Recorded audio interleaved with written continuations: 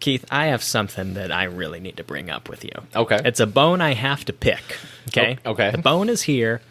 You don't like doing the dishes. No. Not a big dish guy. No, I'm not. Well, who is, right? No, yeah. Who likes doing the dishes? I don't think anybody, right? Oh, no. You know, I used to live with a guy who just hated doing the dishes. He'd put it off until the very end of the night, and I would get impatient. I'd go in there and do them, and then he'd go, why do you do my dishes? I'm like, I didn't like them in the sink. And he's like, I would do them at the end of the night. But Keith, you don't like it so much. You pack the dishwasher in so full that it was leaking the other night. I'm proud of that. Are you? Proud of that? Yeah, maybe I shouldn't be, but yeah, I'm proud of that. Started leaking, man. Look, man, I don't like doing the dishes. No one does. No one likes doing the dishes. No.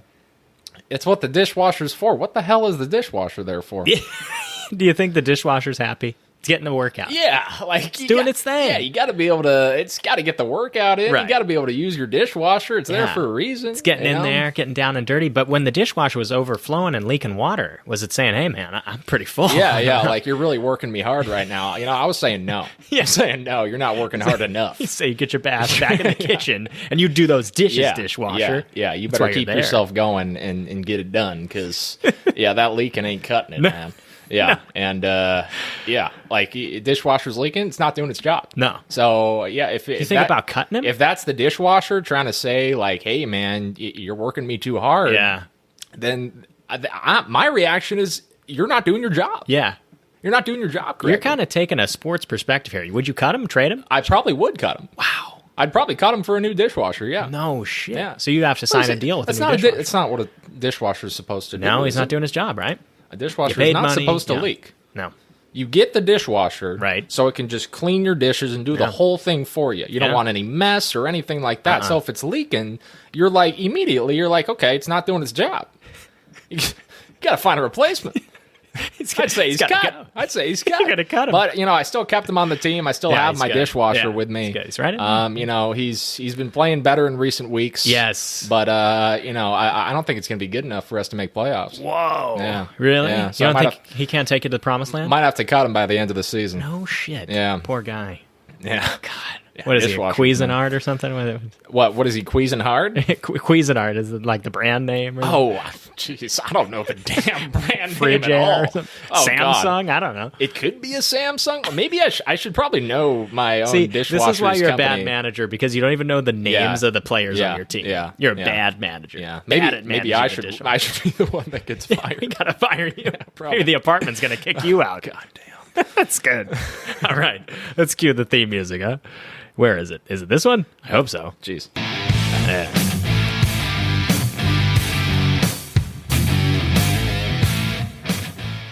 Ladies and gentlemen, welcome back to Kel's Cuts. This is the podcast where we talk about, movies. I'm your host, Kellen Slattery, and I'm joined once again by my illustrious co-host and horror fanatic. He's also the animal expert. You know him. We love him. Yeah. It's Keith Vogt. Keith, how the hell you feeling, brother? Feel pretty good, bro. Thank you for that lovely intro as usual. Yeah. I love you. I love you. I am kind of feeling like a DVD player today. Oh. I used to be younger and more agile. Now I am old, and I barely open up to anyone anymore. So good. It's a DVD player, folks. I think you deserve that. Did not want that one, but you do your thing, brother. You deserve that laugh. Do what makes you happy. That was so good. It was creative. It was inventive. They always are. I always say, thankful to hear it, nevertheless. What do I say? I would not expecting you to say that, but thankful to hear it, nevertheless. That's what I usually say, right? Yeah, like that. Yeah. Well, I mean, I think it makes a lot of sense with the DVD players, though. Like I used to be a lot younger and more agile, like a DVD player was, but now I'm getting older. Yeah. And, getting a little more quiet, at times, like my solitude, barely open up to anyone anymore. That's right. That's a DVD player right now. Yeah. The DVD player epidemic. Yeah. That's what they're going through right now. Yeah. Well, hell, it's even, it's Blu-ray, it's DVD, you name it. It's all the players. We're in a crisis there. Hopefully they can make a comeback one day. We'll see. Maybe it'll be like records, because now everybody has vinyl. They buy records and stuff. It's like retro. That's going to be like DVDs. You got yourself a vinyl? I don't. I personally don't. Yeah, neither do I. No. I have CDs. I still buy CDs. Oh, wow. Look at you. I like it. I like streaming, too, but I like the physical. I like having something tangible, physical, look at it. It's great. Damn. Yeah. So you're an old-fashioned guy in a way. Yes, definitely. Very much so. Would you say you're a big fan of the DVD player? Yeah, well, I like Blu-rays. Yeah. DVD, it's, not full high definition. Blu-ray, you get high definition. Yeah, okay. That's fair enough. Yeah. But anyways, guys, if you've been with us before, you know how the show works. But if it's your first time joining us, thank you. And we'll break it down for you. We'll tell you how the show goes. Here on Kel's Cuts, we start out with a box office breakdown. The B.O.B., Bobby Ray, we love you. We love you. You're one of the most underrated rappers out there. He had his heyday. 2012, he was good. Yeah, he did. B.O.B. Bobby Ray. What's your favorite B.O.B. song? Probably Nothing on You. Okay. Gun to the Head, Nothing on You. Okay, it's Airplanes for me. Yeah, it's great. Okay. Yeah, it's good stuff. Both of those are just great songs. Same album, The Adventures of Bobby Ray. That's B.O.B. That is the box office breakdown. So we start out with the box office breakdown. We go from 5 up to 1 at this past weekend's box office. Next, we go with our boom or bust movie news segment. Okay, so that's we're going over the news stories and telling you if we like it or not. If we do like it, we give it a positive reaction. It gives us feelings of hope, happiness, all sorts of things in the positive realm. We give you a reaction of... boom, baby. That's right. But if it gives us negative feelings, things maybe in the despair realm, sadness, anger, we give it a reaction of... you're a busty guy. That's right.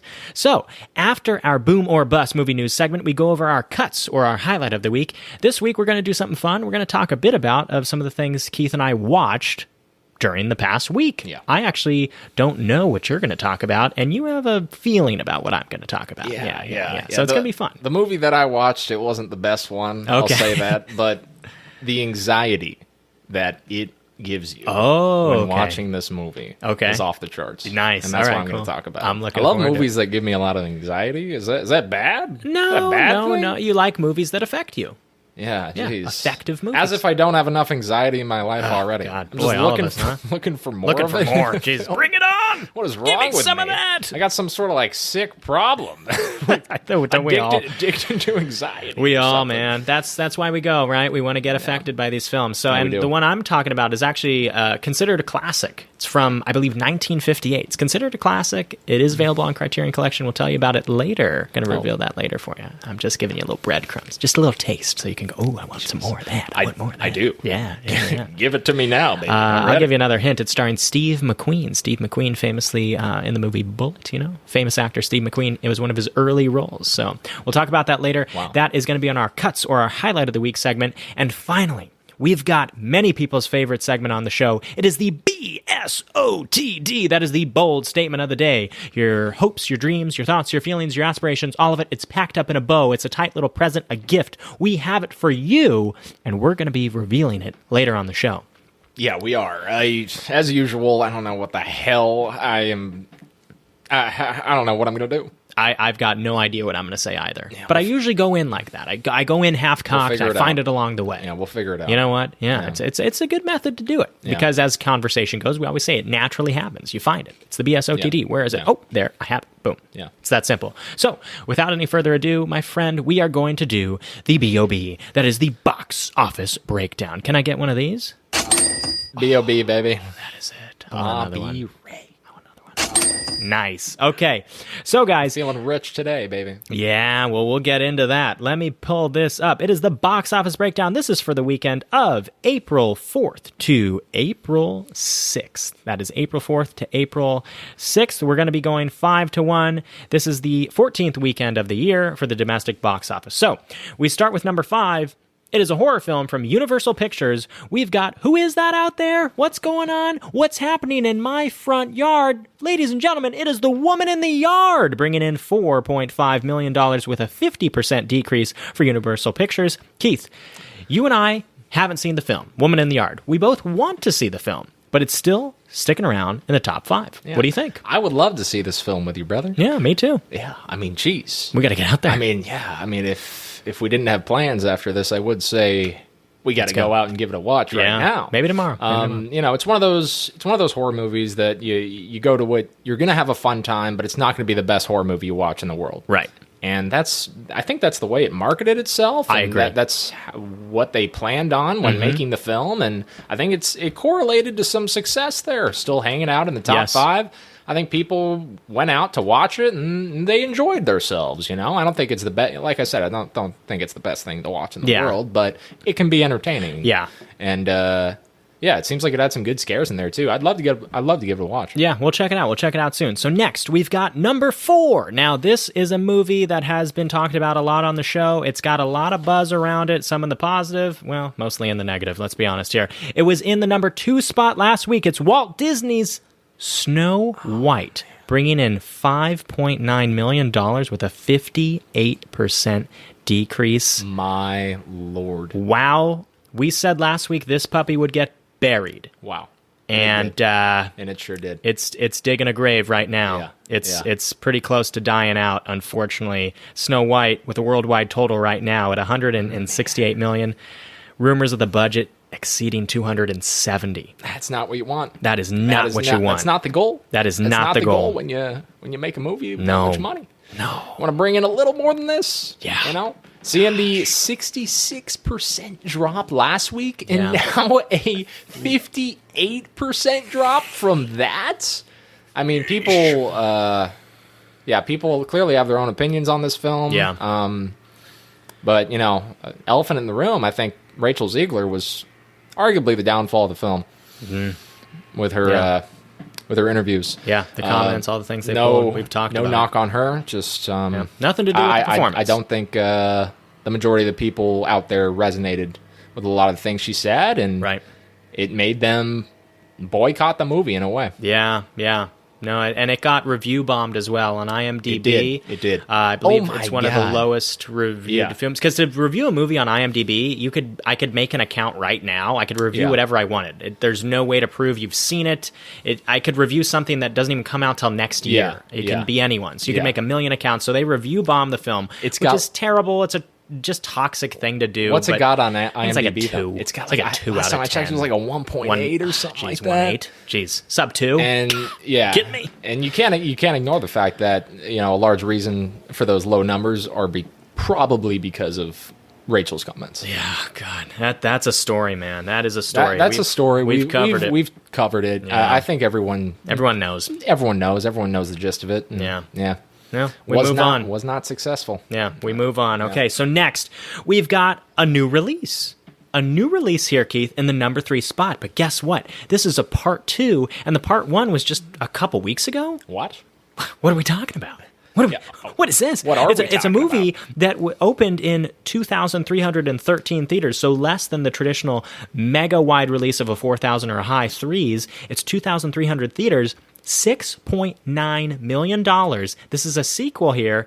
It's The Chosen Last Supper Part 2. So this movie, The Chosen, I guess they broke it up into parts. I was unfamiliar. It's the faith-based film, the story of Jesus. A couple different parts here. Number 2 is already out. Just a couple weeks ago, we were talking about number 1. Number 2, number 3 at the box office, $6.9 million. That's insane. Honestly, I can't remember the last time a movie made, or like, there was news of a movie making a part 1 and part 2 that came out within weeks of each other. Right. I can't even think of a single example, honestly. I know. Props to that film for being different, being unique, being itself, and getting it done, and hanging around. Both movies being in the top 5 for about a week, 2 weeks. Yeah. Yeah. I mean, they're making some money. They're not making a ton. Right. But part of that is we're just still struggling to get people to go out to the theaters. Right. But yeah, I think it was overall, from like what they kind of made it out to be, I think it was a hit. Yeah, so I think what it is actually, I think it was made as a television series, because as I'm reading more, it says part 3 is going to happen next week, and that says it's episodes 6 to 8. So The Chosen was actually done as a TV series, but they're kind of pitching it here as a movie where they combine it, show it in the theaters. Interesting to see. This is something very unique. You don't see this often at all. No. Yeah, you rarely see this type of thing. Yeah. Props to the movie. Yeah, they're making some money. Yeah, for being different. And just, I hope they can continue their success. Yeah, me too. Simple as that. So next, Keith, we've got, it's Amazon and MGM. They're coming at us. Last weekend, it was in the number 1 spot in the box office. Just takes a little dip to number 2, but it's a 52.7% dip. It's number 2. It's Jason Statham's A Working Man. He's a working man. He's got a sledgehammer. He's still making the money with $7.3 million for Amazon and MGM Studios. We talked about the movie last week. I haven't seen it. You haven't seen it. Will we? Probably not, but I'm glad people are out there enjoying it. I thought you were going to go give it a watch. No? I was. I had to go see the #1 movie and get into that. Yeah, that's right. Yeah. You saw another movie. Yeah. I did. Yeah. But yeah, shout out to Jason Statham. Clearly a lot of people still love him in those action movies out there. Yep. And yeah, shout out to him just still getting it done. Still after getting all it done. These How years. old is this dude? How old's the Statham? Personally, I want something new. But it seems like this is what a lot of people want. That's right. They just love seeing Jason Statham in an action film. He's 57. And he's still doing it. Good Lord. Dude, this guy was 37 making these things. Are these getting realistic anymore? I believe it. You telling me you look at Statham and you don't think that guy can kick a dude's ass with a sledgy? He's pushing 60. Don't matter. Downey Jr.'s 60. When does age become a factor? You think Liam Neeson can still kick ass? I think that guy might be 70. Oh, gee. Who'd you think would win in a fight? Liam Neeson at his prime or Jason Statham? Damn, in his prime? I don't know. Liam Neeson in the Taken movies? That dude went to another country. Yeah. But then you got Statham. Jeez, God, you've never seen Crank? No, I've never seen that one. Oh, I love Crank. Okay. Crank is probably my favorite. Transporter 2 is great. Crank? Whoa. Okay. That's a good one, man. Okay. Crank 2 is insanity. Damn. It's absurd. Jeez. Damn. It's so absurd. Jeez. Do you know the story of Crank? I do not. Jason Statham stars in Crank, and basically he does not have like a functioning kind of heart, and he needs to keep electrocuting his body to charge his heart. Yeah, or else he's basically operating on a battery. That's why it's called Crank. Yeah. Wow. So he's got to go and charge himself up. So he'll do the jumper cables with a car, and one scene I think they attach it to his tongue. Oh man! Yeah, and he just gets amped, and then he just runs, and he's got to go kick ass. It's awesome. It's awesome. Sounds absurd, dude. It's so good. Sounds like a fun time too. Oh, it's so good. Jeez. Yeah, Crank. Chev Chelios was his name in Crank. Okay. He's let's see, a hitman wanting to go straight lets his latest target slip away. Then he awakens the next morning to a phone call that informs him he has been poisoned and has only an hour left to live unless he keeps adrenaline coursing through his body while he searches for the antidote. That's Crank 1.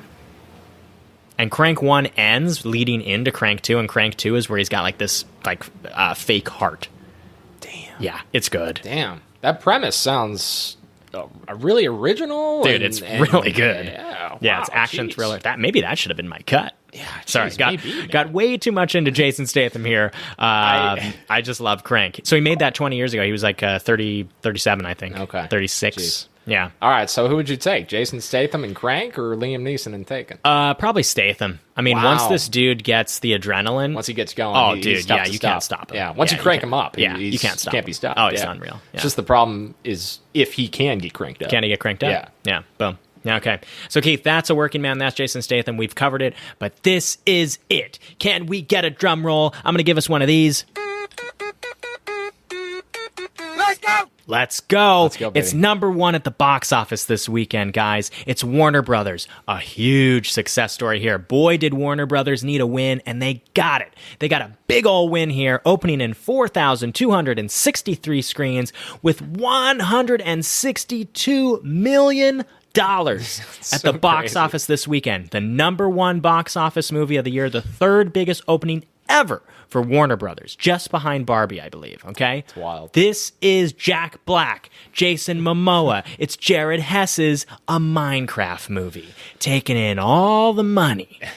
For real, man. Leaving nothing for anyone else. Leaving nothing, man. That's $150 million gap between 1 and 2. I totally underestimated how many people were going to go out and see this movie. Yeah. And let alone enjoy it. Yes. Let alone enjoy it. But you know what? We were kind of shitting on it, saying we don't need the film. Well, right. It was because of the headline. The headline was very misleading last week, saying this is the movie the world needs right now. Do we really even need a?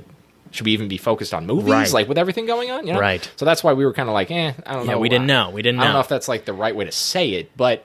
Now I totally understand. It was just a misleading headline for us. Now I totally understand what they were saying. Oh, I get it 100%. Because of how silly and fun the movie is, that's why they said this is the movie the world needs right now. Yeah. And we were totally off on that headline. Yeah. When you read that headline, there's a lot of different ways to interpret it. Yeah, out of context, it could be like they think it's the most important thing or something. But no, that's not what they were saying at all. But that's how we interpreted it. Right. Because that's how the headline was written. Yeah, our bad. So you can't really fault us too much for that. Yeah, but that is 100% our bad. Yeah. Our bad for underestimating how good it would be and how many people would just go out and see it and go out and like it. Yeah. And it makes sense. It makes complete sense. It's a silly movie. It's a fun movie.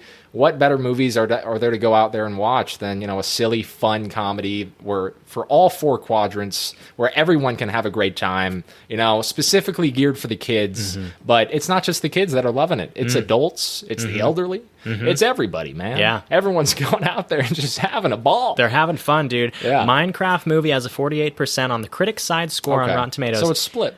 But an 88% audience score. That's almost 90% of the audiences are loving this movie. This movie's fun. It's not necessarily going to be the best movie you watch this entire year. Not at all. But it very well may be the most fun movie that you go out and watch this year. That's right. That's why people love it. That's right.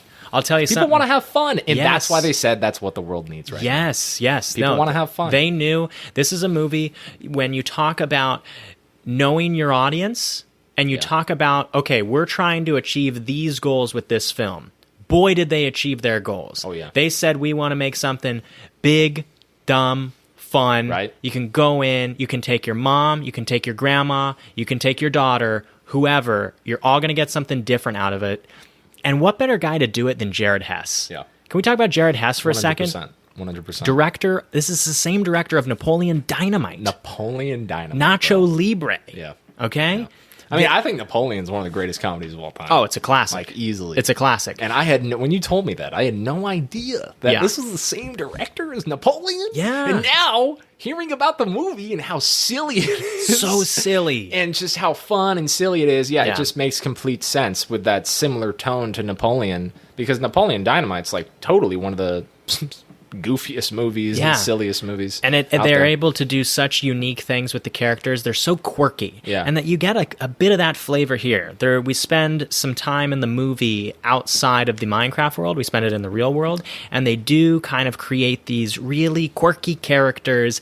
And I was cracking up. I had fun. I was cracking up. Jeez. Dude, I saw the Minecraft movie. What was your favorite scene? Favorite scene of the movie? I don't know. Jack Black's got so many lines. Jack Black in this movie, his performance on a scale of 1 to 10, and you're talking about animated, energetic. It's a 10. It's an 11. There's no nuance in the performance. But that's what makes it fun. Yes. That's what people like. That's what they want to see when they go out and watch a movie like this. Yes. They want to see the animated characters and just people just acting all silly, acting out, and just being fun. Exactly.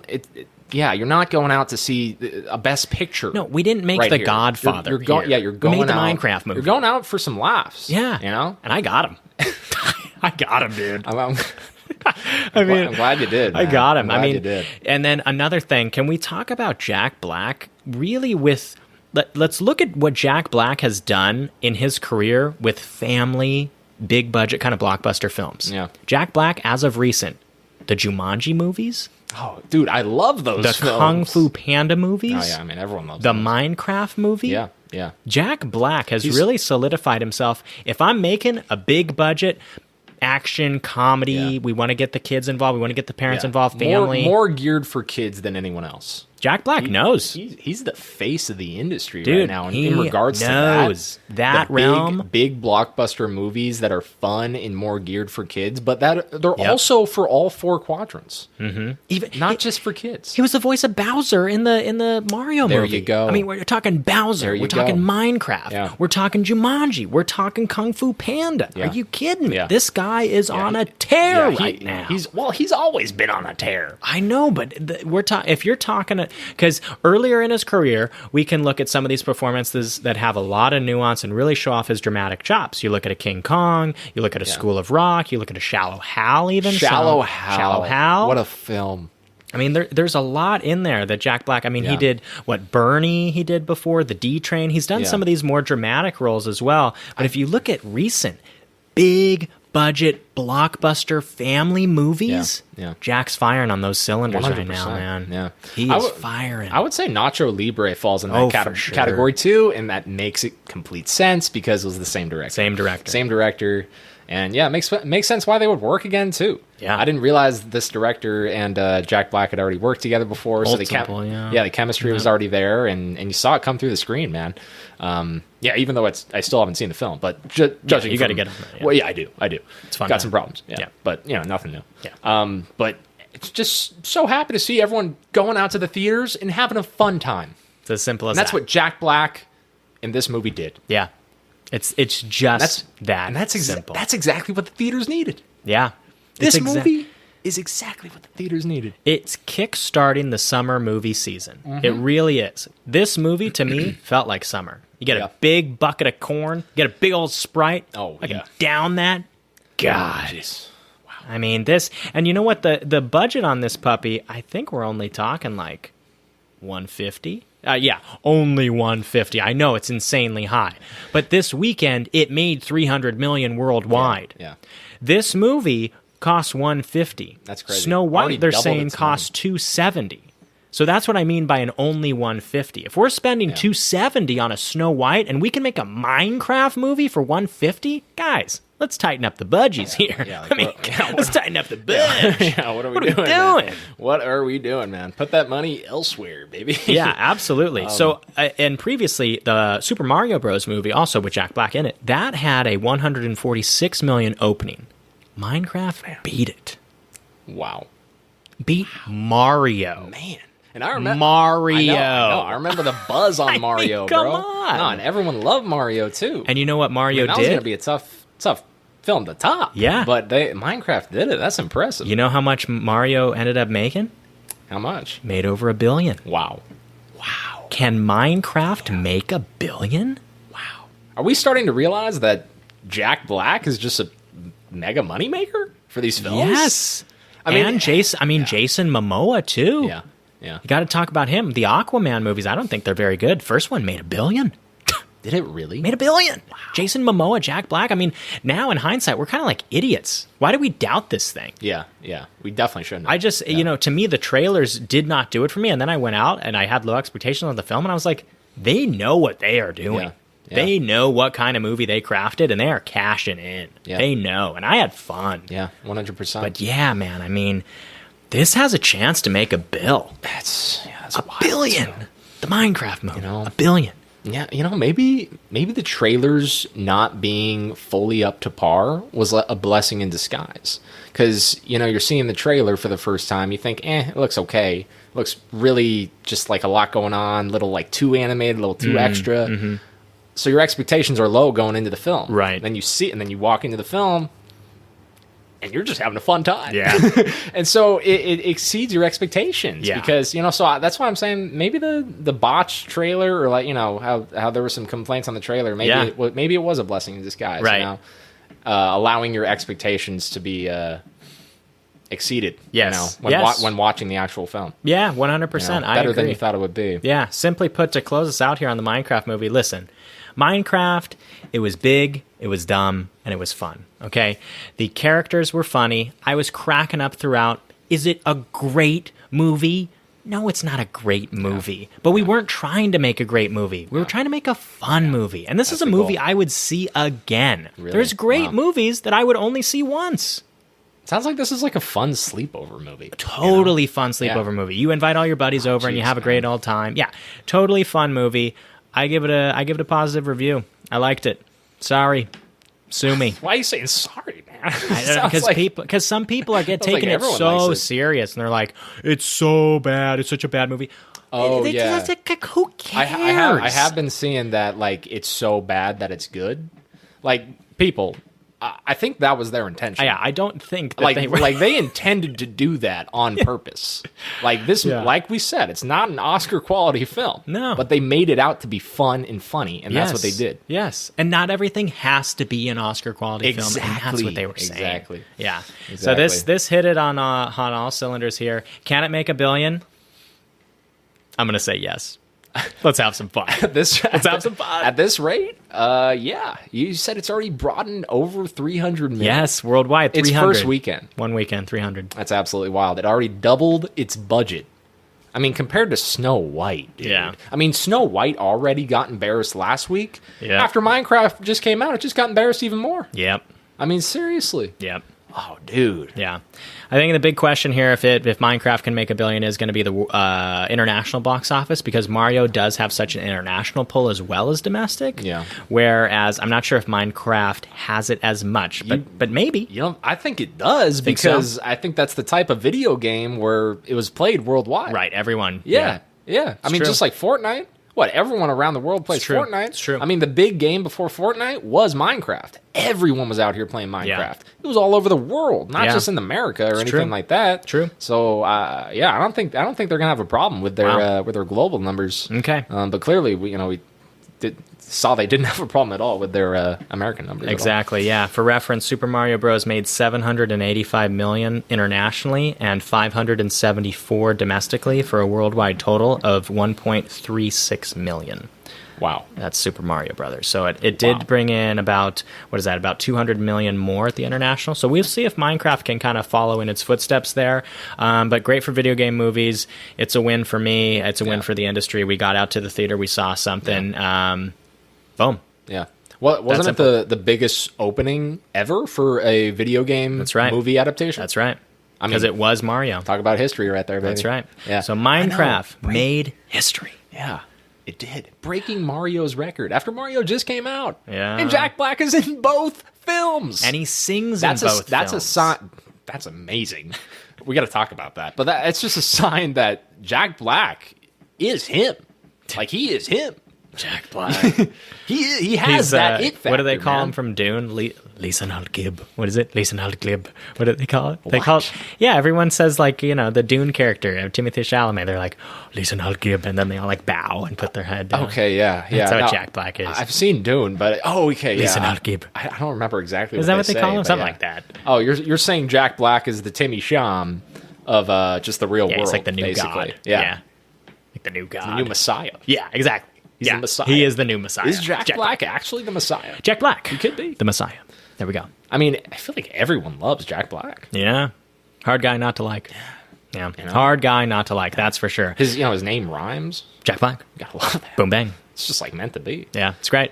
Keith, that is the box office breakdown. That was the B.O.B. Minecraft becoming the big highlight of the year so far. What a storyline. We will continue to cover that in weeks to come. So next, Keith, we've got to talk about some of the things that happened at CinemaCon. Jeez. So CinemaCon just happened. We covered it on our last show of what to expect. CinemaCon is an event where all the studios go to Las Vegas, Caesar's Palace, where movie theater chains are invited to see the new content coming to their theaters, the new movies coming to their theaters, the new art, everything that's coming out, and kind of show off what they got. Show off what their stuff is. So everyone goes from Sony, Universal, Disney, the subdivisions like Focus Features, Angel Animation, all this stuff. They all go and they all show what they got. Some of the big highlights, the key takeaways that happened. We'll start off here. How to Train Your Dragon, the live action film. The full movie was screened. They saw it. Audiences saw it. It is supposedly very, very good. It's very good, apparently. I knew it would be. Yeah. The buzz on the film is that it has just a touch of a rocky start in the beginning. It has to find its footing. Then it gets going, and it's really good. Awe-inspiring aerial scenes, the climactic moments of the end, very good. After the movie finished, they came out the next day and they said, guess what? Part 2 is already greenlit. Oh. We're going to be shooting very soon. Wow. So Part 2, How to Train Your Dragon Part 2, live action, will be coming. They're going to start filming very soon. So that's already, the wheels are in motion. Wow. Before the movie even comes out. Exactly. The confidence in that franchise. Yeah. Wow. So let's go on that one. Disney was there. They showed off some Fantastic Four. They showed off some Thunderbolts. They showed off a little of this, a little of that. But they also showcased the very first footage of Avatar, Fire and Ash. Did they really? They did. Oh, wow. So Avatar, Fire and Ash, they screened some stuff, and the word on the street is, as you would expect, visual effects absolutely incredible, stellar. People can't wait for this one. Just great buzz. There's not really going to be any storylines that I can tell you about at CinemaCon where we go, yeah, that wasn't very good, because they're showing their absolute best. They want to get you hyped and excited. Yeah, they want to get you hooked. Yes. So they're showing their best clips of the film. Yes, exactly. I mean, not necessarily their best clips. Yeah, what they have ready. They're showing, they're showing damn good clips that they have ready to go. Yeah. And just to get you going. Exactly, yeah. So we also saw some Zootopia 2. Oh, wow. Yeah, Zootopia 2 is coming. The scene that they showed was Judy Hobbs and... was it Nick Wilde? Yeah. Nick Wilde? Yeah. They're at kind of like a partners counseling session. So oh, wow. A little bit of humor there. Okay, that's cool. I think Ki Hu Kwang is in the film now. He presented for the film. Nice. So that was interesting. We saw that. The Thunderbolts cast came out, did some presentations there. Yeah. I heard the Thunderbolts cast was like kind of doing some funny stuff, too. They did. Like on the way up, they were like all arguing with each other. Did. Yeah, because I guess that's kind of how that group is, the Thunderbolts. Right. Apparently, they're always kind of like button heads, and that's like the funny part of it. It's funny that they're always going at each other. Yes, exactly. Like they kind of hate each other, but they got to work together to save the world at the same time. Exactly. So it's like they're kind of forced to be friends. Yes. Yeah, exactly. Yeah. So good love dynamic. that dynamic. Yeah, they played on that's that, great. definitely. Another thing I want to touch on, they were able to, this is probably just a shout out for me. They were able, well, and my dad. He's probably listening. So we've got Deliver Me From Nowhere, the Bruce Springsteen biopic coming, starring Jeremy Allen White as Bruce Springsteen. No way. And Jeremy Strong from Succession as his manager. No and way. The film... They showed a little bit. I heard they showed footage, and it looks pretty sharp. It looks pretty sharp. And I had no idea this was a thing. Oh yeah, and they played Born to Run coming, and they had Jeremy Allen White take the stage. It's got buzz. It's got positive buzz. Gets me going. Yeah, you're such a big Springsteen fan. You just saw him in concert. I did with your dad. Yeah, that's right. Yeah, probably my best concert I've ever seen. Yeah, that's what you were telling me. One of the highlights of my life. Jeez. Just a great moment with my dad. Yeah, awesome time. Man. Yeah.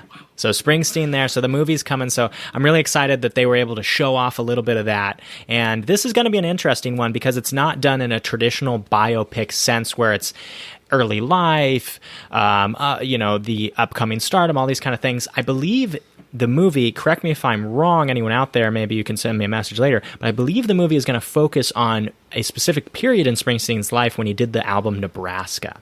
And it's a softer album, not quite as a large commercial album as something like a Born in the USA. Yeah. It's something a bit softer. So I think it's very interesting when you can go in, similar to what they did with the Bob Dylan biopic. Yeah. Remind me of the name. Nobody. What's the name of the Bob Dylan? A Complete Unknown. A Complete Unknown. Yeah. Thank you. So when they did A Complete Unknown, it was just a chapter of his life. It wasn't the thing. And I find that to be far more engaging. 100%. I think that's a strong. Yeah. Play. Tell us something that because we all know who these people are. We all know Bob Dylan. We all know Bruce Springsteen. Tell us a part of their story that we don't know about. Mm-hmm. Get in depth. Yeah. Get in depth. Mm-hmm. Yeah. And hopefully. Well, from what you're telling me, it seems like that's what this biopic is kind of going to be like. Yeah, I love that. Touch on one of his, not well known albums, and see what that process was like, and see what his life was like during that time. Yep. Is this going to be based like before he was like super big, or so he was very big, but this is I think the creation of the album and possibly the reception of the album as well, because it was a different move for his career. So it's going to focus a lot on that, which will be very interesting. Gotcha. Yeah, you know more about Bruce than me. Yeah, so it's and something I do want to touch on as well. Wait. Yes, go ahead. What's your favorite Bruce Springsteen song? Dancing in the Dark is my favorite song of all time. Okay, that's what I wanted to hear. Yeah. It's incredible. I love that song. I got my answer.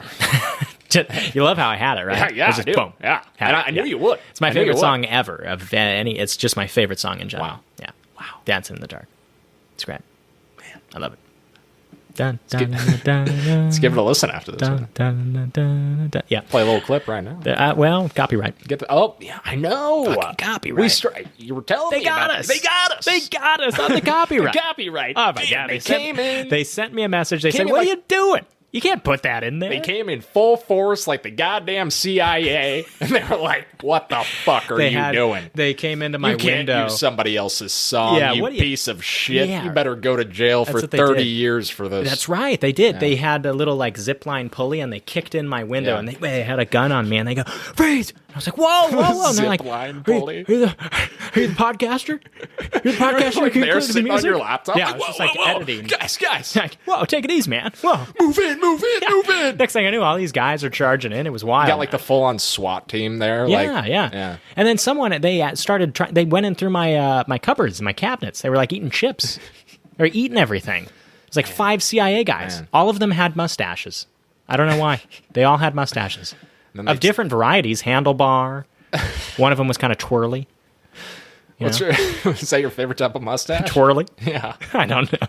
I don't know. Favorite type of mustache? Is that where we're getting going? Stashes are hard, mustaches right now? Yeah, stashes are hard. I don't know. What's your favorite? I was going to continue the bit and say, they took you out in cuffs and, Yeah. But, we're past that. Okay. We're talking about mustaches right now for some goddamn reason. Okay. The bit's over. We got a new bit. Yeah. Talking about mustaches right now. There you go. Yeah, so bit's over. So next thing I wanted to touch on was actually another musical biopic that they announced. So if you didn't know, they are doing Beatles movies. Okay. You notice how I said Beatles movies? I'm kind of still thinking about mustaches. Okay, we'll move on from the damn mustache. Yeah. No, move on from the damn mustache. It's too much. Okay, no, it's fair. Okay, yeah. The Beatles. Right? All right. Usually when they make a biopic, they make a one biopic. No. They are making biopics. This is the Beatles movies. They are making a movie on each member of the Beatles. Man. It is the first time they are doing kind of like a cinematic event for like a rock band. They're going to be movies for Paul McCartney, George Harrison, John Lennon, and Ringo Starr. A movie for each one. If there was one band out there in the world, in all of the world's history, to make a biopic on every individual member, it is the Beatles, baby. Right. It's the most well-known band in the world, and each and every one of those members, all 4, deserve their own movie. Yeah. Because they are the most famous band in the world. We want to know more about them. And we know about them as a group, Yeah. Of course, but I think these individual biopics will be very interesting because we don't know a lot about each individual person. I mean, I'd say we know more about like Paul McCartney more than anyone right now. Yeah. We know more about Paul than Ringo. Yeah, because he's still alive, Right. But yeah, I think a lot of the world wants to know. Yeah. The details of those band members' lives. Absolutely. Yeah. So this is going to be a motion picture event, a 4-film cinematic event from Sony Pictures, okay? This is going to be directed by Sam Mendes, one of the greats, Sam Mendes. We're talking American Beauty. We are talking Skyfall. We are talking 1917. We're talking Revolutionary Road. He most recently did Empire of Light. We're talking Jarhead, Road to Perdition. It's Sam Mendes. He's one of the greats, okay? And he is going to be directing these films. We already have the cast in place, okay? We have Harris Dickinson playing John Lennon, who was just in Baby Girl. That's right. We also have Paul Mescal playing Paul McCartney. I love Paul Mescal. Paul Mescal's playing Paul McCartney. Shout out to Normal People. There you go. We also have Barry Keoghan playing Ringo Starr. Barry Keoghan playing Ringo Starr. Shout out to the Banshees of Engineer. Yeah, I believe so. And then, last but not least, we have Joseph Quinn, the Human Torch, and what's his name in the Hellfire Club, Stranger Things? What's his name in the damn show? I can't tell you the name of that. Okay, I haven't seen Stranger Things in a while, but I know who you're talking about. Eddie Munson. Eddie Munson from Stranger Things. That's Joseph Quinn playing George Harrison. So that's our cast, guys. We've got Harris Dickinson playing John Lennon, Paul Mescal playing Paul McCartney. We've got Barry Keoghan playing Ringo Starr, and Joseph Quinn playing George Harrison in the Beatles 4-film cinematic event directed by Sam Mendes for Sony Pictures. Bro. Keith, I haven't asked you about boom or bust. I've just been rattling things at you because we got so much. Yeah. That a boom? Absolute boom. What do you think of that cast? I was just going to say, this cast, including the director, absolutely loaded, dude. Even though it's a Beatles biopic, I thought I don't know, I guess I didn't expect it to be as loaded as this, but, I mean, those 4 names are huge, man. Yeah. Absolutely massive. I mean, coming. Yeah, guys, right. Too. Right. They're all up and coming. Yeah. Yeah. 100%. Yeah. Yeah, and I think they're good guys to play the roles too. Definitely. I mean, the majority of them, if not, I think all 4 are from the UK, right? Is that right? Yeah. I think all 4 are from the UK. That's right. So I mean, who better to play that role than a couple of great lads from the UK? Yeah. Shout out the Biscuits. Couple of Brits. I thought you were gonna shit on me for that. Nah, dude, I loved it. Okay. You ever had beans and toast? No. It's one of the UK's most popular. Yeah, I foods. don't want to. And blood pudding too. Yeah, come on. Blood pudding. Yeah, that's enough. I don't like it. Really? You would try that? I've had beans on toast. You like it? Yeah, it's really good. Really? Yeah, really good. Wow. Yeah, Okay. it's good stuff, man. All right. Well, okay. So that's another one. That's another musical biopic. CinemaCon had a lot for us, man. We talked about the Bruce Springsteen. We talked about the Beatles. Disney showed Freakier Friday. We've got. We're going to touch on this later. I have a quick. Yeah, okay. I have one I want to talk about too. Quick shout out here. I just wanted to say they did show the Tron trailer. We'll talk about a little bit later for the Tron for Disney. So Disney had a lot there. Yeah. Separately, they're doing a Running Man remake that's directed by Edgar Wright, who did Shaun of the Dead, Hot Fuzz, World's End, Baby Driver, starring Glenn Powell. So that'll be a fun one. We've also got I love anything Edgar Wright puts out there. Yes, absolutely. We've also got a quick shout out to the Naked Gun. Naked Gun, directed by Akiva Schaffer, I believe is his name. He's one of the members of The Lonely Island. And the... oh, wow. Yeah. Akiva's directing that, and it's starring Liam Neeson, produced by Seth MacFarlane. So it's going to be funny. Okay. It's going to be funny. Liam Neeson playing the role, taking over. I believe he plays... Leslie Nielsen's son. Okay, you can already tell they're really trying to make that funny. Yeah, it's gonna be funny. If it's got Seth producing, and then it's gonna be real funny. Okay, that's good. It's gonna be real funny. You had something though. Did you have something? Oh yeah, just another movie. I don't know if you're gonna bring it up, but they showed the first look for Predator. Yes, I was just gonna bring it up. Okay. Yes, Predator Badlands. That's right. Predator Badlands. With Elle Fanning starring in the movie. I mean, come on, dude. That's such a big-name actor to star in a Predator film. I mean, oh, God. Okay, honestly, I guess I take that back. I was going to say she's the biggest actor to star in a Predator film, but you got Adrian Brody in Predators. Yeah, you got Arnold Schwarzenegger. You got Arnold, too. Yeah. But Danny Glover. Yeah. I mean, I guess I take that back. I guess all the leads are pretty well known. Yeah, pretty well known. That's true. I guess in the most recent one, Prey. Yes, she isn't. Unknown. She's pretty unknown. But it's the same director coming back. It's Dan Trachtenberg, and it's a sequel to Prey. Yes. I think so. Do you know a bit? I can tell you a bit about what the approach is. I know the premise for a bit. This is going to be the first Predator film. What it looks like, where the Predator is the good guy. The turns, the twists. Yeah. I think this is what we've always wanted. Yes. Because we always knew that the Predator had some human qualities in it. Like you talk about the xenomorph, the alien in the movie Aliens. That is literally just an alien that cannot fucking speak or think or anything. It literally is just out to kill you and hunt you. Yep. The Predator is also out to kill you and hunt you, but it's also a thinker. Yeah. You know, it has some knowledge. Right. It's really smart. Right. And just in super tactical. Yeah. And just the way it goes about its hunting, you can tell that it's a very smart creature. Yep. And in a lot of the Predator movies, we see, the Predator giving glory in a way to the final survivor. Yes. When they survive, because that's big on the Predator's he's got like a code. Like a moral code, Predator. Exactly. You can, maybe that's what I'm trying to say. You can tell, obviously the xenomorph has no morals. No. But the Predator just might have some morals in there. It's still a ruthless killer. Yes. That is clearly out to hunt you and kill you. But what we've seen in almost every single Predator movie, the final survivor, the final girl, or whatever you want to call it, it more than half the time, it befriends them. Right. And actually, in Predator 2, he gives Danny Glover a gun as an award for surviving the hunt. Because that they value that on their own planet. Yeah. If you're able to survive that hunt, and, to them, it makes it, they see you as like one of them in a way now. Yeah. They see you as, because they see themselves as hunters, like truly skilled hunters. And if you're able to survive a full-on Predator attack, then boom, the respect is given. They give you the respect right there. Right. They see you as one of them, and they see you as a hunter. And so hopefully, I'm really interested to see where this movie's going to take it. Yeah. Because we've seen a lot of human qualities in Predators over the years. The description here is making the Predator the hero as he struggles to survive on a planet filled with even bigger, badder monsters. Elle Fanning plays a character who helps him along the way.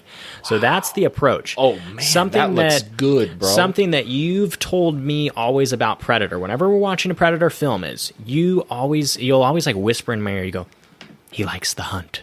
He likes the hunt. They love the hunt. Yeah. And that's key, though. That's one of the brilliant kind of aspects of the Predator movie and how you were able to go along with this character because of that it is that game of the sport of the hunt that he likes it, as we're mentioning with this moral code. Exactly. On their home planet, their hierarchy is valued by how good of a hunter you are. Wow. And that's why they actually send out these individual predators on these missions to go to Earth or whatever planet.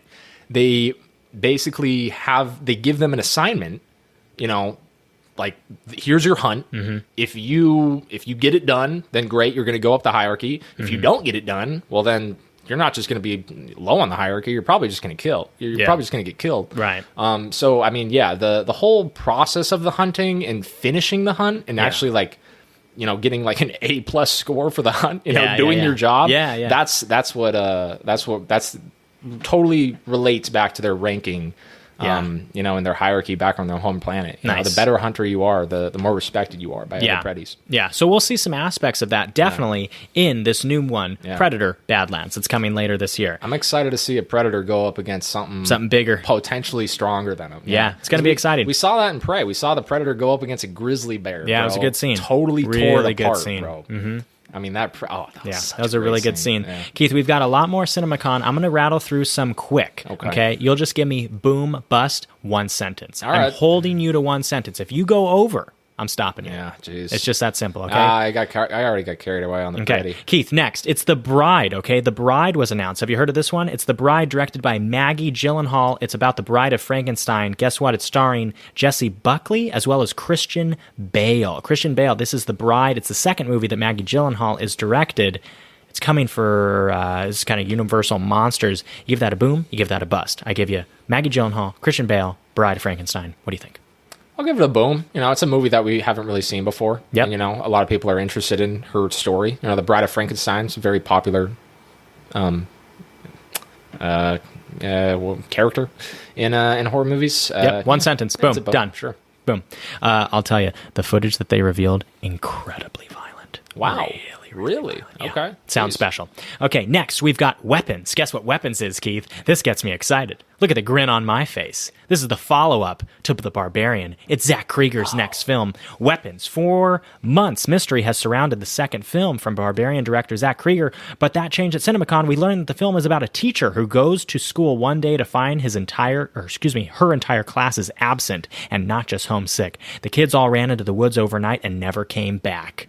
That's Weapons. Boom, bust. Zach Krieger. Absolute boom. What a premise. I am here for it. That's it. That's all we need. I am absolutely here for that. Next, we've got Sounds great. Now You See Me, Now You Don't. It's another film coming in the Now You See Me franchise. They got another one coming out. Jesse Eisenberg hitting it again. This is the third film in the franchise? I mean, let's go. We got another one. Boom, bust.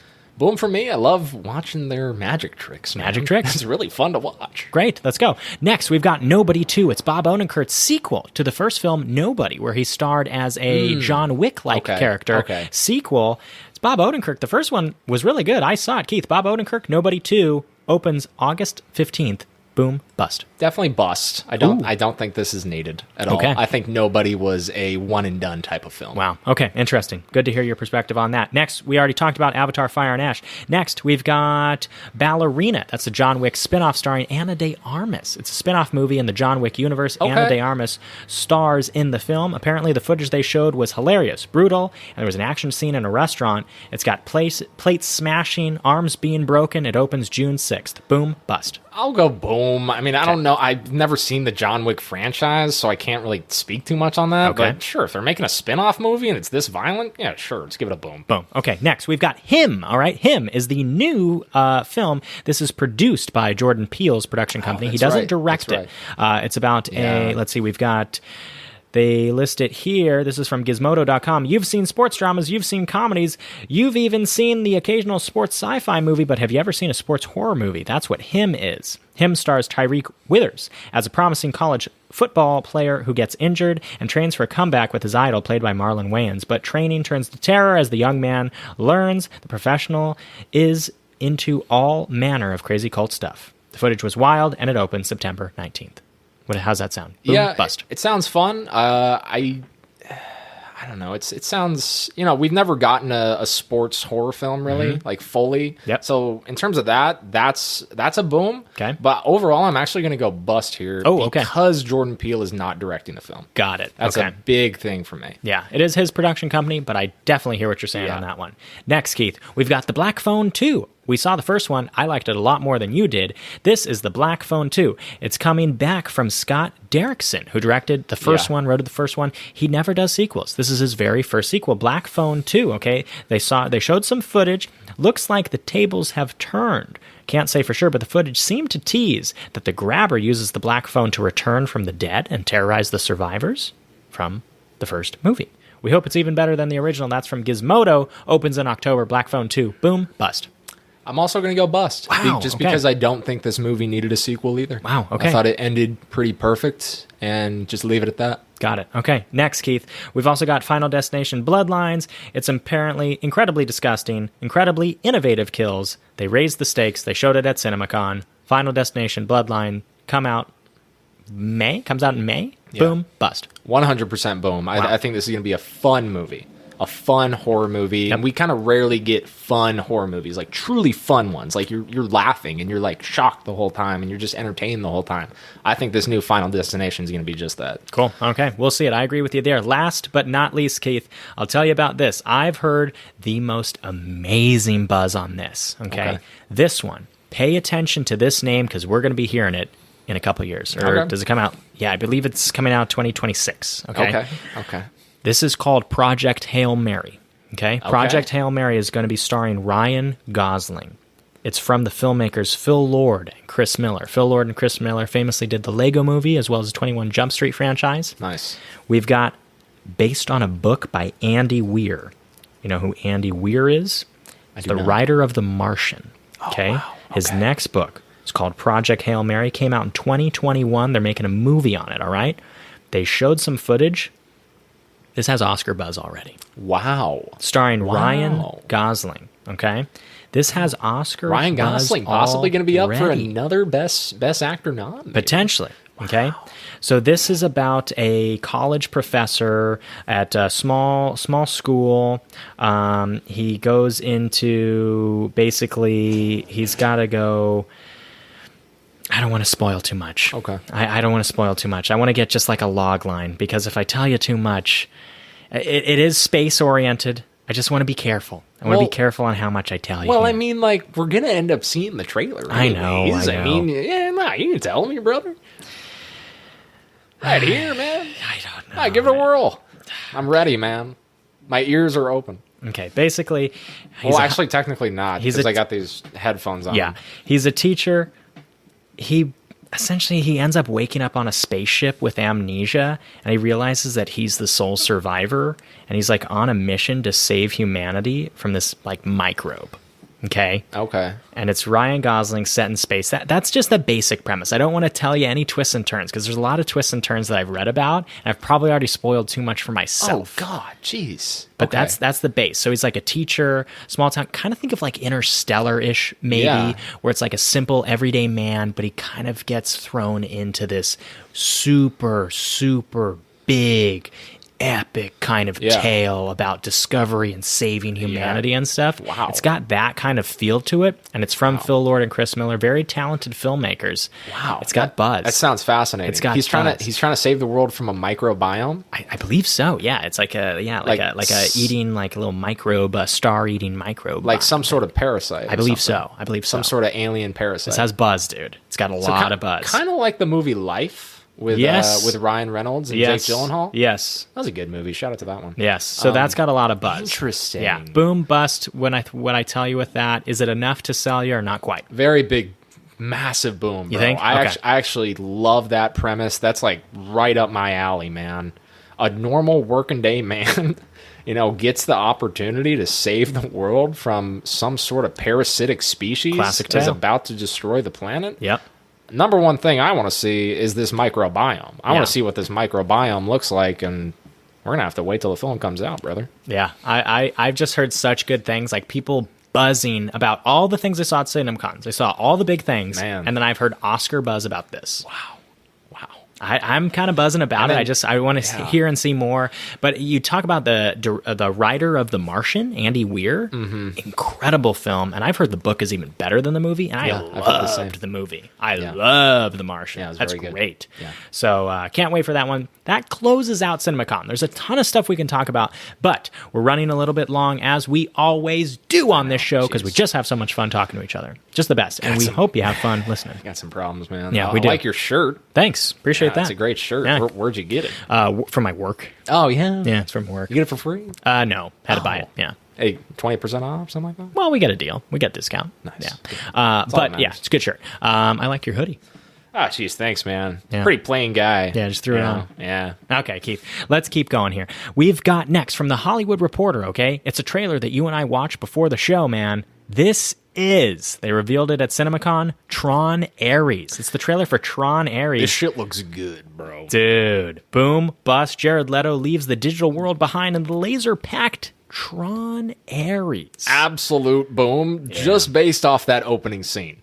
Bro, you got the opening scene. They're both on the Tron motorcycles or whatever you want to call them. Yeah. And they got the red little light line. The little light line going behind. Everyone who's seen Tron knows what I'm talking about. They know the terminology. Yeah, they know the terminology. So you got the two guys in the motorcycles, and a police car is chasing after them, and the red light line that is flowing from the back of their cycles just cuts right through the police car. Yeah. And man, dude, that's the opening scene of the trailer, and you're like, damn. Yeah.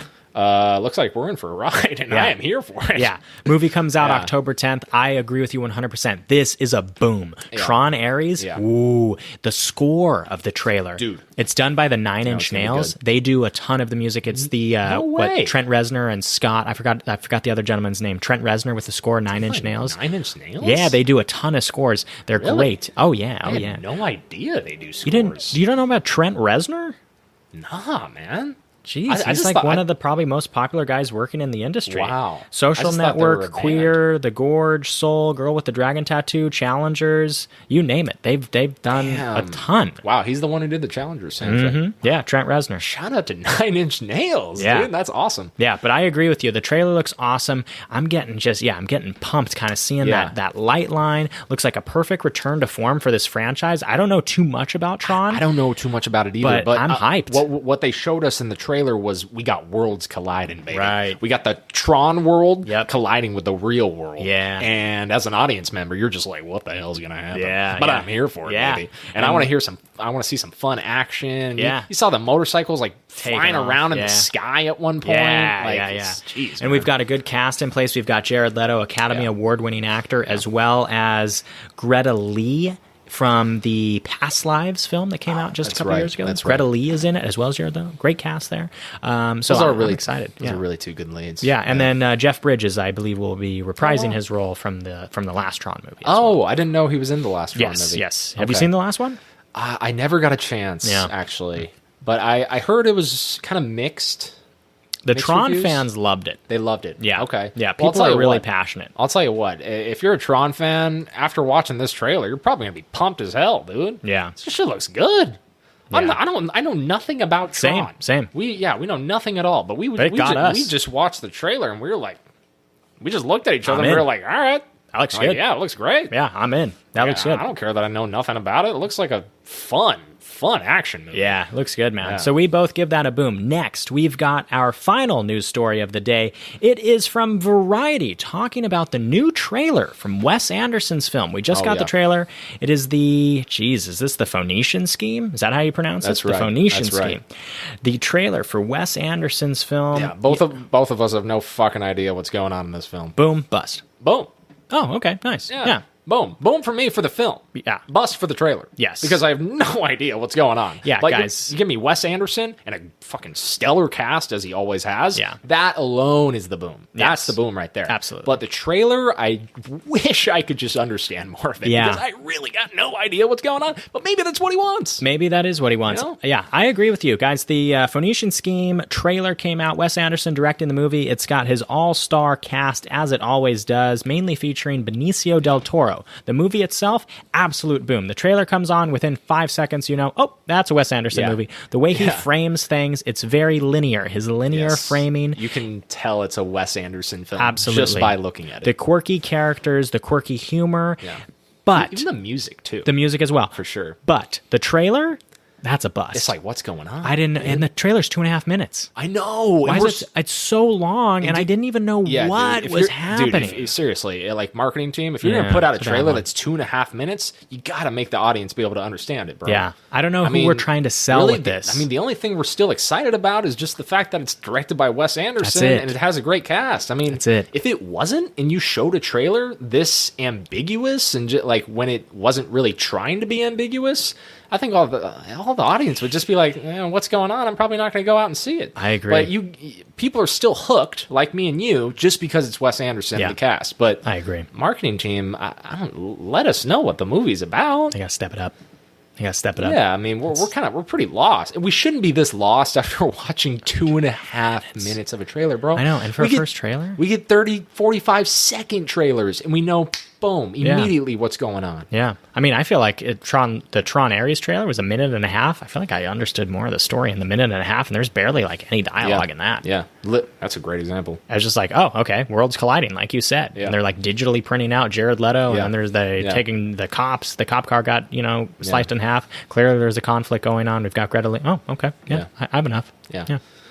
But Keith, that is the Phoenician Scheme. That's from Variety, okay? It's Wes Anderson's next one. It's coming out very soon. To be fair, though, touching off what we were just talking about, I think a lot of Wes Anderson movies actually, can be a little hard to understand, especially when watching the trailer for the first time. He kind of just gives you that quick vibe of the movie, shows off his cast members, shows off the setting, and tells you a little bit about the story. Right. But you never get, like, the full story. Right. Getting the full story is what you go to the movie for. Right. True. So, maybe that's just the way they marketed it. Because, I mean, I remember watching the trailer for Grand Budapest Hotel, and I remember thinking I was a little confused, but just probably because it was like so out there, like all of his movies are. And I think this film's probably the same case. It's an out there type of film, nothing we've really seen before, Wes Anderson style. It's gonna be hard to understand what's going on in the trailer. Yeah, that's just the type of director he is and the type of movies he makes. True. So, I guess that's kind of the rebuttal. Playing devil's advocate with what we were just saying. Right. He's just that type of guy, and his movie. That's just kind of how his movies are. Yeah, it's true. Even after you watch a Wes Anderson film, sometimes you're just like, "What the hell? Like, what did I just watch?" I mean, like I followed it and everything, but like, geez, like a lot going on. Yeah, well, I think you might be alone in that one. But maybe there's other people who also have same feelings for you. I feel, though, his stories are usually not quite ambiguous endings. I usually have a nice emotional kind of... usually able to tie it up in a nice bow for me. No. He's always able to tie it up in a nice bow, just in terms of, like, what did I just watch, just in terms of how different his movies are. Yes. So different. And absolutely. Very unique. The way the characters act are so different compared to anything that you would expect. Yes. No, I agree 100%. Yeah, no, Wes, usually his dialogue comes off so sharp and snappy. Yeah. And lots of humor is done through framing and simple dialogues. It'll be like, what did you say, Sharon?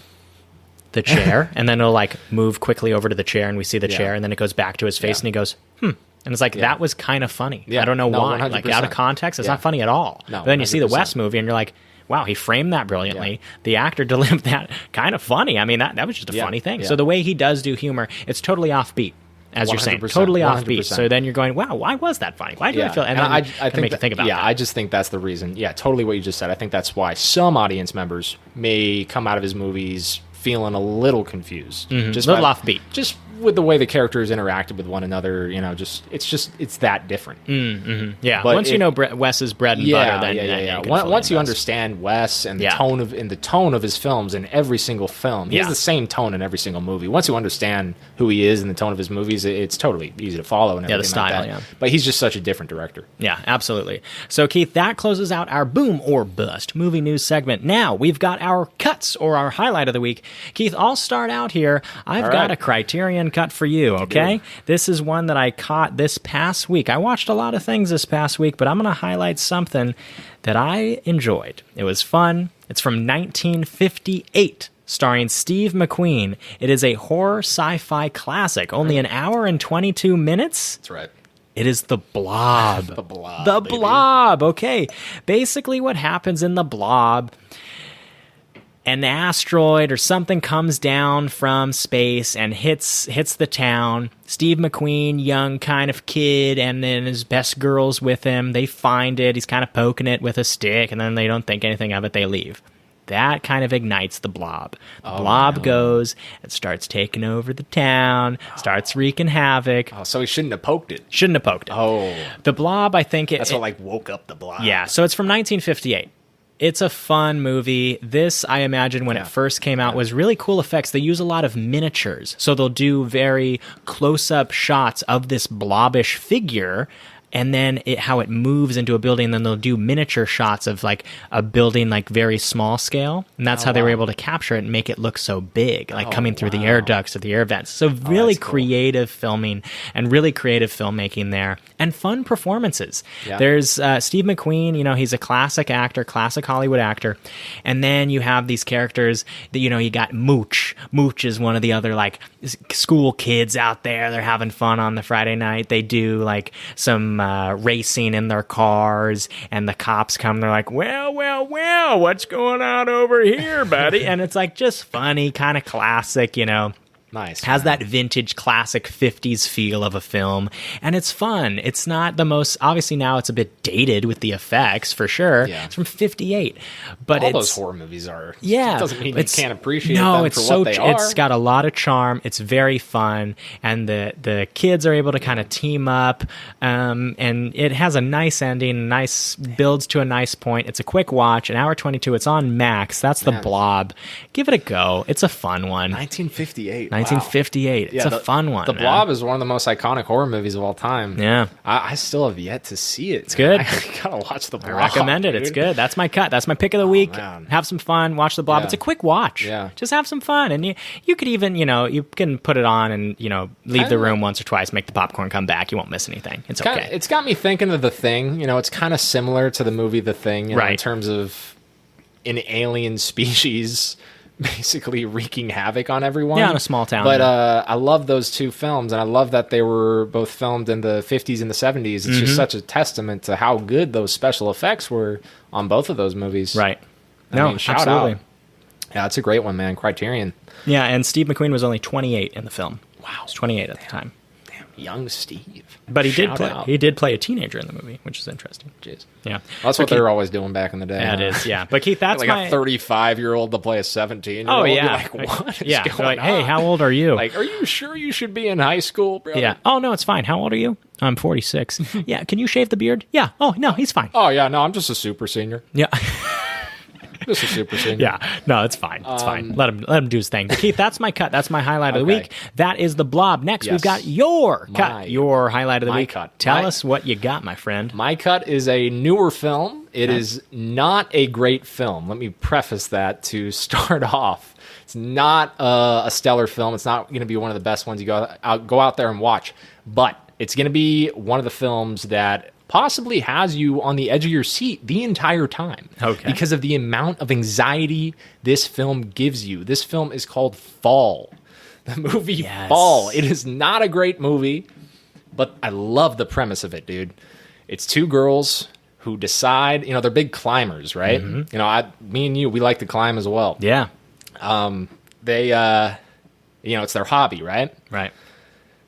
They decide to climb a water tower that is these two girls decide to climb a water tower, just climbing up this single ladder all the way up that is 2,000 feet high. Oh my God. Simply for the thrill of it. But this is what people do. I mean, like, for example, Free Solo. Like, we have a real-life example of this. Right. Like, Free Solo, the guy, Alex Honnold, who decided to climb El Capitan, one of the biggest, 90-degree, basically, cliffs in the world.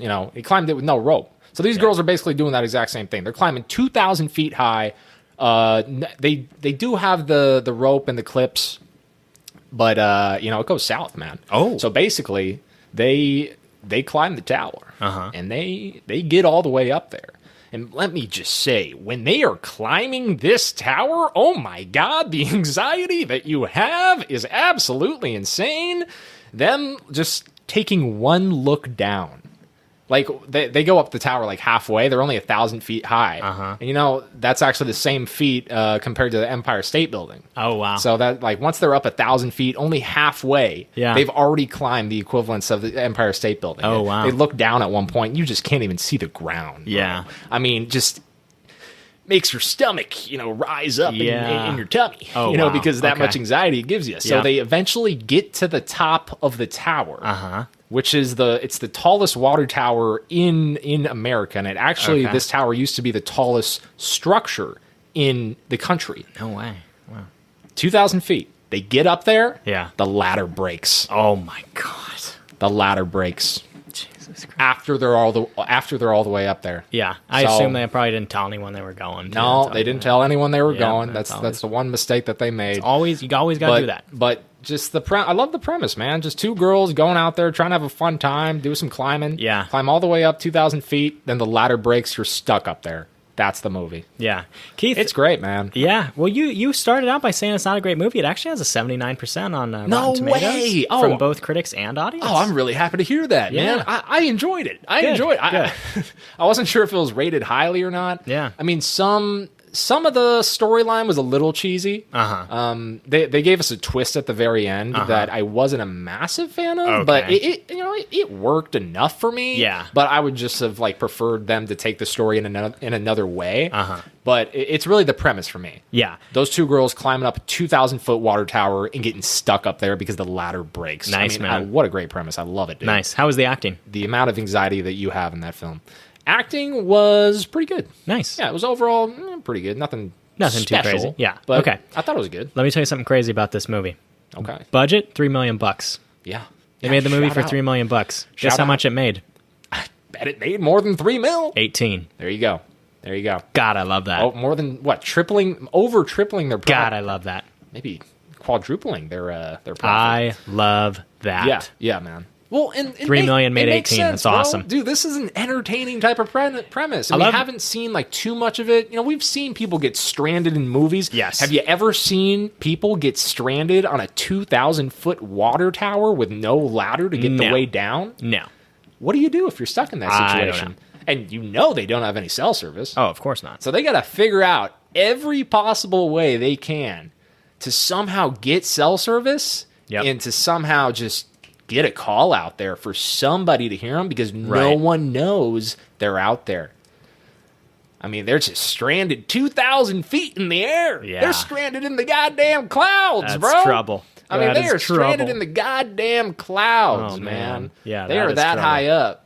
2,000 feet is absolutely insane, dude. Yep. Gives you so much anxiety, dude. Oh, I bet. I mean, it made me anxious just hearing about the damn movie. Yeah. No, that's good. I'm glad you gave that one a shout out. Fall. I remember it came out a couple years ago. I didn't see it, but I was always kind of interested. I love movies that take place in one setting. Bro, me too. A movie that takes place in one setting because it has the opportunity to always do something really interesting. If a movie like that works well, your script, your setting, your characters, it all has to be enough. Yeah. So it puts an added pressure on it, but it simplifies a lot of the process too. So it's kind of a push and pull that you navigate this fine line of okay, do we have enough here? Facts. These elements really got to work for us. And when it does, they hit. Facts, bro. They hit. Yeah. And I and like you were saying, do they have enough? Yes, I do think they had enough. Nice. Just based off them climbing the 2,000-foot tower and the ladder breaking. That's it. That's all you need right there. Then you can throw in whatever plot or twists or you want. But I just think the audiences kind of wanted a film like this. Yep. You know, because we've seen, so many people get stranded in different areas, stranded in the desert, or stranded on Everest, or wherever you want to get stranded. Yep. Never seen 2,000 feet in the air stuck on a water tower with no ladder. No, absolutely. Keith, that's a good shout out. It's good. Yeah, it's good. That's good. So you've got Fall, and I've got The Blob. Yeah. Some good cuts, man. Interesting. I went for a 1958, or you went for a 2022. Yeah, I went for like the most recent one I can think of. Pretty cool, though. I felt like how you felt, too. Like, it was always a movie that I'd heard about, and I'd always wanted to see. And, I love climbing. I love that stuff. That adrenaline rush that you get. That's what they were going up the tower for, to get that adrenaline rush. Yeah. But, so I want to give it a watch, and I'm glad I did. Nice. I didn't expect it to give me that much anxiety. Yeah. Great movie. Yeah, honestly. nice. Yeah. Glad to hear it. So, guys, that's our cuts. So our highlights of the week. Finally, we've got our BSOTD. It's the bold statement of the day. Jeez. It's our hopes, our dreams, our thoughts, our feelings, our aspirations, all of it packed up into one, a tight little present. It's a gift. It's a bow. I have it right here for you. It's been in my lap. It's been simmering. It's been sitting the entire time. Guess what, my friends? Jason Statham's best movie / movies is Crank and Crank 2. Okay? Like you're talking about adrenaline, the adrenaline ride that you go on with Statham as Crank. This dude thrives off adrenaline to keep his heart moving. He's been poisoned, and he has to have adrenaline coursing through his veins to stay alive. How does he do it? This is a great movie where we have an objective that the audience can clearly follow alongside living vicariously through the character. Then in Crank 2, he has an artificial heart where he needs to have electricity pulsing through his body the entire time to stay alive. It is crazy. It's brutal, it's violent, it's funny at times, it's dark humor, it's absurd, it's Crank and Crank 2. It's the best Jason Statham movie out there. If you haven't seen it, give it a watch. That's my bold statement, man. It's good. I love how passionate you are. It's good, man. Crank, man. It's fun. It's a good movie. Yeah? Yeah, it's really fun. I like it. Okay. So, Keith, that's my BSOTD. It is the bold statement of the day. Now it's time for yours. The BSOTD. You like that? Yeah, I like that melody. I was kind of doing it like, in Parks and Rec, Aziz Ansari and Ben Schwartz, when they like sing everything. They like sing it all the time. Should we just start singing instead of talking? Like when we have to say something? Well, no, they have the name of their... I had something on my mind today. Yeah, it's probably not going to work for us. Yeah. No. I mean, I liked it, but it's probably not good for the listeners.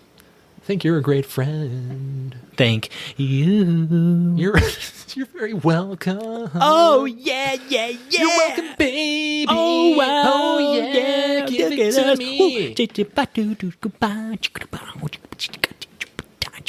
I was doing the beat. I thought you were going to keep singing. You didn't sing. Give it to me, baby. Yeah, you gotta do it. Oh, yeah, I love you. Oh, yeah. Boom, shakalaka. It's how we roll. All right, that's great. We did good. Yeah. That was nice. Shake my hand. Did we do well? No, we did terrible, Yeah, but I liked doing really it. bad, it was too. just fucking awful. Moving on. Okay, so it's your bold statement of the day, the BSOTD, your hopes, your dreams, your thoughts, your feelings, your aspirations, all of it packed up into one, a tight little bow. It's a present, it's a gift. You have it for us. What is it, Keith? The best alligator movie of all time is Rogue. The movie Rogue. It's an Australian... Oh, I'm sorry, alligator? No, crocodile. Oh, nice. Oh, God, look, man, I'm just mistaking my own shit here. That's dude. okay. Start it again. The best what? Give it to me again, the whole thing. The best crocodile movie of all time is Rogue. The movie Rogue. It's an Australian film. It actually stars Sam Worthington in the movie, who is the lead in Avatar. Whoa. He is in Rogue, and I believe he's an Australian actor.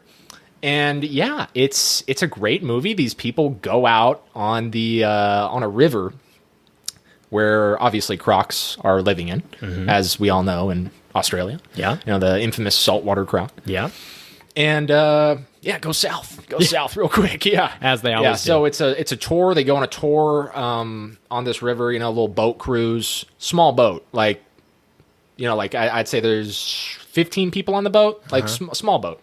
I'd say it's like the equivalent size of the Jungle Cruise boat at Disneyland. Nice. And they run into a massive crocodile.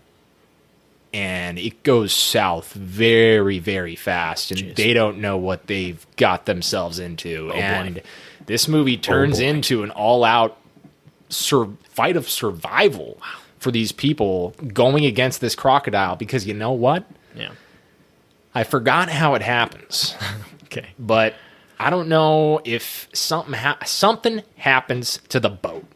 I don't know if it's the boat's own defect, or I don't know if the crocodile caused a problem that affected the boat. Uh-huh. But at one point, the boat ain't working. Yeah. The boat ain't running, bro. Oh. And you're stuck in those waters with that giant croc just waiting for you. Oh, boy. And it's ready to hunt you down and eat you. That's clear. It's clear as day. Yeah. So eventually, all these like 10 to 15 people, they get stuck out on this remote island, just in the middle of the water. They're on this tiny island, getting hunted by a giant crocodile, and it's just great, bro. That sounds great. So, Keith, I'll tell you something. I just looked the movie up. The tagline on the poster, it's a big crocodile mouth, like open, and in his open mouth it says, "How fast can you swim?" How fast can you swim, baby? It's awesome. Dude, nothing more terrifying than being in the water, getting slowly chased by a crocodile that's bigger than you. Yeah. Keith, in addition, that just sounds horrifying. It says on the poster, this is directed by Greg McLean. It says, from the director of Wolf Creek. Have you seen Wolf Creek? I haven't seen that one, but I've heard of it. Yeah, so they made 3 of them. Wolf Creek. Greg McLean made Wolf Creek. That's one we got to check out. Yeah. No, so check it out this week. We do. All right. But yeah, shout out to Rogue. I feel like literally not a single soul knows about this film, at least our Americans. I mean, in the States, the Australians, I'm sure it was a big film probably over know there. about it, yeah, for sure. Yeah, it's highly regarded. It's got 83% on Rotten Tomatoes, but it's only 18 reviews. Yeah, I know. 54 audience. Yeah, I know it doesn't. Pretty split. Yeah, it doesn't have a lot of reviews, but look, man, I was really entertained. Good, man. Yeah, it's a crocodile film that truly keeps you on the edge of your seat the entire time. Nice. I mean, I love Lake Placid, too. It's a great crocodile movie. I love Lake Placid. But the CGI in that is, like, pretty bad. And, some points get a little cheesy as well. Sure. I thought this movie was more realistic. Yeah. And, had some more heart, too. Cool. And really kept you on the edge of your seat much more than Lake Placid would. Nice, man. Yeah. Love it. So that's your BSOTD. That is Rogue is the best crocodile movie out there. Rogue. And I gave you that Crank/Crank 2 is the best Jason Statham movie out there. Guys, that's our show. That's Kel's Cuts. We had some fun talking to you. It was a long show, as it always is. That's what we do here. We have fun talking movies. We hope you had fun listening movies. Keith, you gave us earlier, it felt like a DVD player. Do you have anything for us now? We've got 1 word, 2 words, 3 words. You tell me how you're feeling right now, brother. Then that is it. We're closing it out. Feeling like a Krispy Kreme donut? Love it. Feeling crispy? Yep. Feeling creamy? Oh. Somebody give me a donut now. Wow, thanks. Let's head to Krispy Kreme. Yeah, shout out to Krispy Kreme. Nice, man. Okay, so that's a donut. You're feeling like it. I love it. Love you, buddy. That was a great time. Fun show, as always. Can I tell you a fun animal fact? Okay, I have one of those as well. Yeah, pigeons can do math. What? Pigeon, the local pigeon, our local bird, the rats of the sky. Yes. Yeah, we've been disrespecting them too much, baby. That sounds like it. These guys can solve mathematical equations. Jesus. This is a smart bird. Wow. Okay, I don't know what type of equations they can solve, but I know the pigeon has the ability to do math. Okay, well, take it from Keith. So next time you see your local pigeon, Yes. Maybe dab it up, Yeah. So what's up? What's up, dude? Show it some respect. How you doing, Pidge? Show it some respect. What's up, Pidge? Dab it up. Become its friend. Yeah. And, give it the respect that it deserves. Boom. That's pigeons. Pigeons can solve math equations. Guys, with all of that being said, we had fun talking to you. Hope you had fun listening. That's Kel's Cuts. My name's Kellen Slattery. That is Keith Vogt, the illustrious co-host and horror fanatic. You know him. We love him. Like I said, as I always do, with all of that being said, we'll see you at the movies.